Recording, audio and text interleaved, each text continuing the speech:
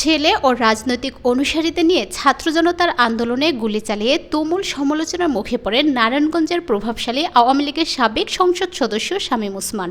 গত ৫ আগস্ট শেখ হাসিনা পদত্যাগ করে দেশ ছেড়ে পালালে ওসমান পরিবারের সদস্যদের আর দেখা পাওয়া যায়নি। শামীম ওসমান ও তার স্বজনরা দেশে নাকি বাইরে আছেন তা নিয়েও ছিল আলোচনা সমালোচনা। এরই মধ্যে দেখা মিলল সাবেক ও সংসদ সদস্যরা। শুক্রবার রাতে শামীম ওসমানকে ভারতের দিল্লির নিজামুদ্দিন আউলিয়ার মাজারে দেখা গেছে। ভারতের একটি বিশ্ববিদ্যালয়ে অধ্যয়নরত বাংলাদেশি শিক্ষার্থী আকাশ হক তাকে মাজারে দেখেছেন। রাত ৯টা ৫ মিনিটে শামীম ওসমানের ছবি তুলেছেন তিনি। ছবিতে দেখা যায় শামীম ওসমান গাঢ় গোলাপি রঙের হাফ হাতা একটি শার্ট ও ছাই রঙের একটি প্যান্ট পরে মাজারের মূল বেদির সামনে দাঁড়িয়ে আছেন।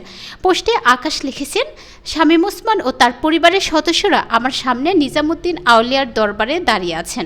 ভালো মন্দ কিছু জিজ্ঞাসা করব কিনা ভাবতেছি, আবার কবে দেখা হয় না হয় কে জানে।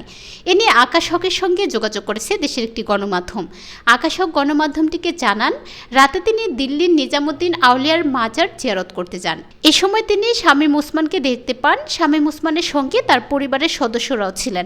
প্রমাণস্বরূপ তিনি ছবিও তুলে রেখেছেন বলে জানান।